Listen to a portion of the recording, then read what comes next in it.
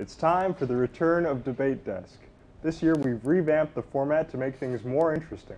Gone is the timer because we're not the high school debate team. And also missing are the points because you, the viewers, are smart enough to decide for yourselves who's right. At least we hope you are. Think less C-SPAN and more ESPN's First Take. Now for your dining and dancing pleasure, please welcome to the show Justin and our moderator Jordan. How are you guys doing? Pretty good, pretty good. All right, so we know the rules. We're just going to go back and forth. Jordan, take us through it. All right, so the Giants so far have been winning, right, as we know. So, Justin, I want you to kind of carry this away right now and just let me know, like, are the Giants being for real right now, you know? Yes, they 100% are. This team's been putting it all together. They have the pieces. I mean, they have star power in Saquon, and on the defensive side, you got Dexter Lawrence, although he's been injured recently. They have the defense to be real, and that's what we've seen so far. Plus, Andrew Thomas, one of the best tackles in the league right now. He's playing out of his mind. The Giants are that team right now, and I think they have it all together and are finally starting to figure it out with Brian Daboll leading them now. No, sorry, dude, no. They're the New York Football Giants. Their quarterback is Daniel Jones. Danny Dimes? Danny Dimes. Dimes? I don't care if he's Danny Dots. He is not going to lead them to the playoffs. I don't want to say that. I don't want to get ahead of myself. But that much. NFC East is I terrible. don't want to get ahead of myself. That NFC East, the Eagles are the best team. The Eagles are the best team in the NFC right now, and that's not a fluke. We know that. We know that. The Giants are a fluke. How are they a fluke? They've played well against solid teams all year and have won 4 out of their first 5. It's week 6. Are you giving out the playoff spots in week 6? No, Justin? but they are real right now. No. They are the team. They are a team to beat. You can't raise your voice. Well, we've got good audio people. You have good audio people, but you can't raise your voice if you're respectful.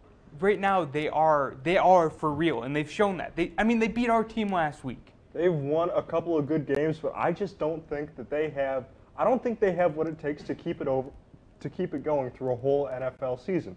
Saquon Barkley, Mr. Injury-prone himself, has been most of their offense. And this is the NFL. You need offense. You can't win games 6-3 every week. And not that they have, and not that they would, but I'm just saying your offense cannot depend on one guy who does 1/11 of the work like any other player does. But I have a question for you. What wins championships? Defense. And guess what they have right now? Do they have enough defense, though? I think they have a solid enough defense, yes. I'm not sold.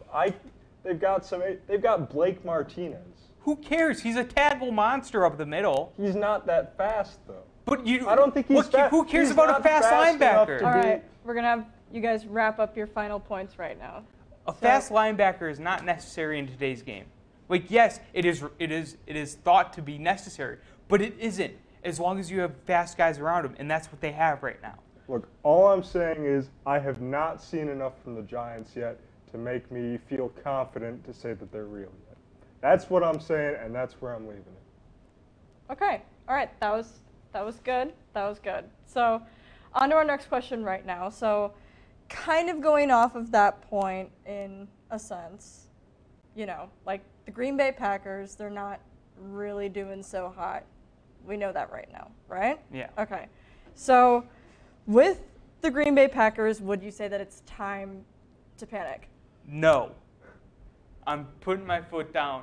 No, it is not time to panic quite yet. You have young wide receivers that are still developing. Sure, it's week 6, third of the way through the season.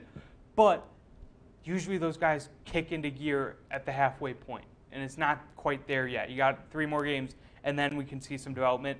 Also, with the Panthers exploding right now, have you heard the trade rumors out there? DJ Moore to the Packers, potentially. There's an explosive weapon that Rodgers could use on the outside. I don't think it's time to panic just quite yet, and that defense has been fairly solid to start the year. They are a little shaky against the run, but outside of the run game, they have been a solid defense. I don't know. You say that, and believe me, I'm a Packer fan just like you are. We know what this team is. I think it might be time to hit the big red button, slam on the desk, and go, hey, something's not working. Something is wrong. There should be warning lights going off in the cabin that is the airplane that is the Green Bay Packers right now. Aaron Rodgers is not playing like a back-to-back MVP like he has been. He is playing like a player who skipped off-season workouts, who thought about retirement, who mulled over retirement because his favorite wide receiver left, who has openly shared his distaste for the wide receivers that he has to play with. He's not playing like a team player. He's not even playing like a guy who cares about winning. He's not playing like himself. We all know that the Packers live and die with him. We all know something is wrong with this team, and in order for this not to be a wasted season, in order for the Packers not to get put in a very bad cap situation next year and get nothing to show for it with a 9-7 record, or whatever it may be when they finish this year, they need to hit a big red button. Now, I'm not saying it's Jordan Love time, but I'm saying that somebody needs, Matt LaFleur,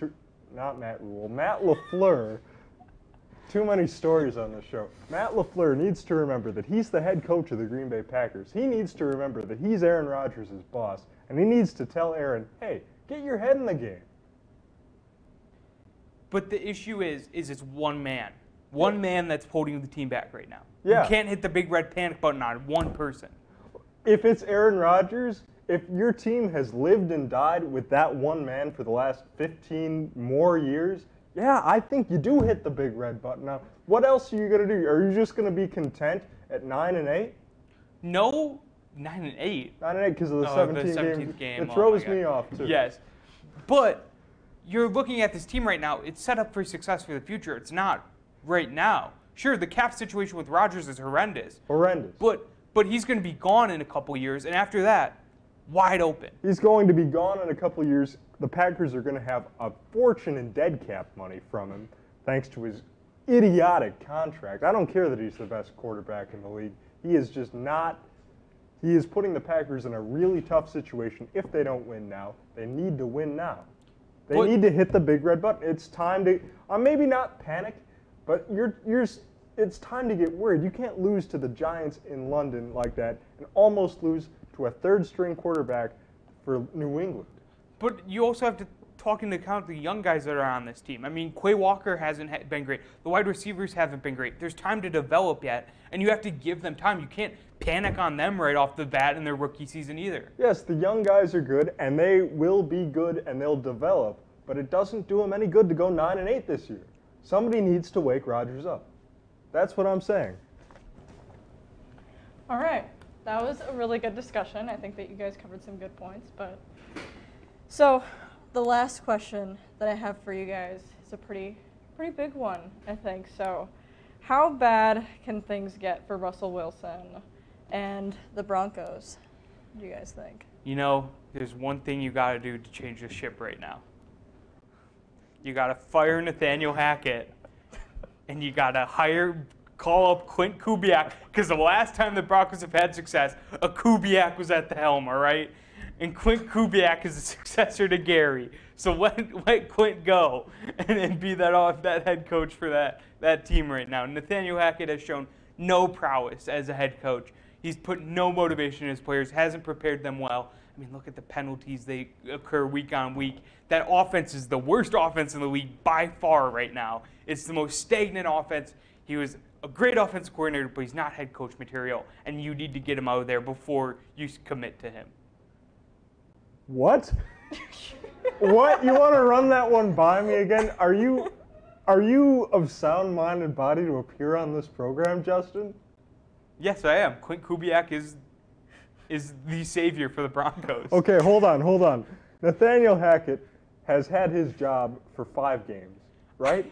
Right? Guys have been fired for less than 5. No, it's been 13. We saw that with Urban Meyer. Yes. 13. Give him at least 13 games is what I'm saying. But second of all, you're saying fire him 5 games into his contract for an assistant coach who was the son of their old head coach who got fired?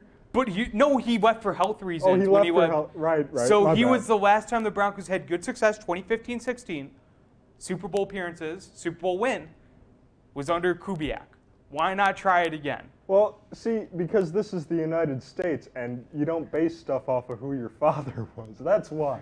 But I'm not basing off who his father was. No, I'm but just that's saying, nepotism. I'm just saying, like, you might as well try it with the last name. That's it. I mean, hey, at this point, things are so bad for the Broncos, you might as well, and I don't see them getting better anytime soon.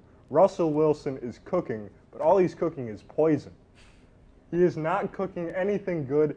I mean, we saw on that primetime game against the Colts Thursday night, I think I'm right in saying. Ugliest game of all time. Ugliest game of all time. Completely disregarding open wide receivers. Yeah. And you've got like young, unproven, no-name wide receivers who feel confident enough to show up their franchise Super Bowl winning quarterback on national TV. That says a lot. We've seen the pictures of teammates glaring at Russell Wilson on the bench, giving him the stink eye, giving him the nastiest side eye you've ever seen. This is a team that is really deep in trouble, and they're making some really bad decisions play calling. They made a really bad decision giving up the farm for Russell Wilson when Geno Smith is outplaying him. Yeah. Geno Smith is outplaying him. No disrespect to Geno Smith, but I think we might have had Russell Wilson a little bit overvalued. All of us did, and it's really backfiring for the Broncos, and I don't think it's done yet. No, I definitely don't think it's done. I wouldn't be surprised if Hackett's fired at that 13-game point with how this way this season's going. And now you lost Javonte Williams, who's supposed to be your future back, and he's out for the year with the ACL. Like, what else? Like, it can't get much worse, and it's going to get much, much worse, I think. It's going to get much, much worse, but I don't think you fire him at 13 games. Because you look at the guys who have done that. You look at Urban Meyer, the guy for Atlanta, Bobby Petrino. Yeah. You look at Lou Holtz when he coached the Jets in the 70s. Just horrendous teams, horrendous franchises, locker room troubles. Nobody's saying that Nathaniel Hackett is going around kicking players like Urban Meyer did. So I don't think you fire him at 13 games. But I think that if you're the Broncos, you take a long, hard look at him. You take a long, hard look at the mess that you've gotten yourself into. My question is if it's a historically bad offense, you brought him in to be the offensive guy, and it's a historically bad offense through 13 games, that's reason for fire, in my opinion. I think so too. I just don't think that they're going to be. All right. Okay. Yeah. All right. You guys are getting wrapped up. All right. Well, that works for me. This has been Debate Desk. Thanks, Jordan. Thanks, Justin. And now let's take a look at the upcoming schedule for the Blue Golds this week.